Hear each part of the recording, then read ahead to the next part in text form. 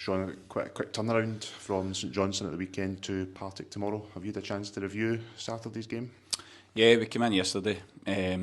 Obviously, looked back at the game and then tried to focus on Partick Thistle. You need to quickly do that because at the end of the day, it's tomorrow. We need to make sure that we're ready to go for that challenge as well. But we try and review every game, positives and negatives. If I'm being completely honest, there was a lot more positives in the St Johnstone game. So we just need to continue that wee bit of confidence. I think that, listen, it was a sickener. It was a last minute goal, do you know what I mean? It was a sickener. So, but you need to get rid of that thought quickly, and I said that to the players. It's important that we do review, but we need to move on now and focus on tomorrow night's game. The St Johnstone manager was quite complimentary about the team and the pitch as well. Is that good to hear when the opposition managers praise your team, even though the result maybe doesn't go your way? Yeah, I think he kind of pulled me straight after the game, and he was basically saying how good we were in terms of out of possession, in possession, and he was very complimentary. And as I kind of mentioned it, I think sometimes you don't get credit, and sometimes you do, like for wee bits and bobs, etc. But I think he was full of praise. And listen, it's not easy to hear a manager saying that as well when they've just kind of beat you. But no, it was appreciated because we did put a lot into it, and I think the players deserved that praise. So no, for me it was a very positive way to kind of look at the game, because right now, and they have been the best team in the league, and for a manager who, listen, they're very well coached, they're very well drilled, to come out and say that we thought we were the same, then yeah, you do take the credit, but at the same time they did beat us. So we need to listen. You need to look at the best team, and you need to see how can you build on the good kind of performance that we did have. That's something to take confidence from, certainly, going into tomorrow's game. But as we said at the start there, very quick turnaround. How does that affect the days in between? We just need the players to recover. Listen, Thistle are going to be the same. They'll need their players to recover as well. We've managed to come through the game Saturday with no kind of injuries, so that's a positive in itself. But I think, listen, I've said it before. If there's changes, the guys need to be ready, and if I decide to go with the same team, then that will be what it will be. But again, I know that I've got players on the bench who are ready to go, and I need to look at the squad as a whole and see. Again, I talk about it all the time. What's the best team? Who's the best players for this particular game? So the focus on training today will be who's going to be picked and who's going to be ready to go, because it's a massive game, and when you have a midweek game, I always say that, because it's one of the ones where you need to take advantage of having that extra game in it to an extent.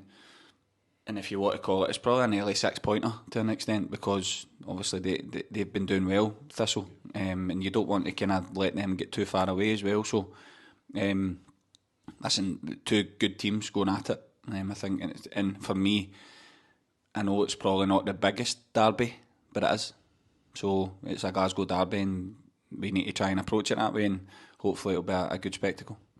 You mentioned about players being ready and other players off the bench. You managed to bring Grant Savoury back in on Saturday. Was that good to have Grant back in the fold? I was delighted because, listen, Grant's a top player, but I've mentioned it over the kind of pre-season, over the last few weeks. We needed to put him in at the right time. You know what I mean? He was on for 10 minutes. He was absolutely devastated after the game, the way the game panned out.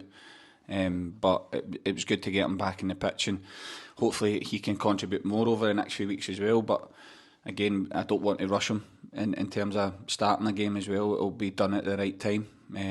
But it gives me another selection headache, which again I go back to. It is important that every player's ready to go, and he's another massive player for us in this kind of next run-in as well. So he done a wee bit of training, etc. yesterday as well. So they just, as I mentioned before, they all need to be ready, and we're delighted to have Grant back.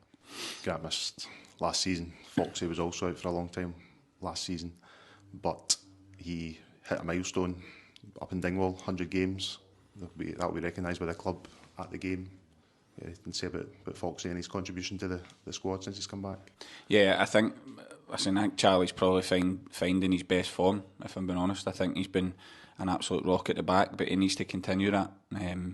and I say this to any player, getting that 100 appearances at any club, do you know what I mean? I've done it myself for Airdrie.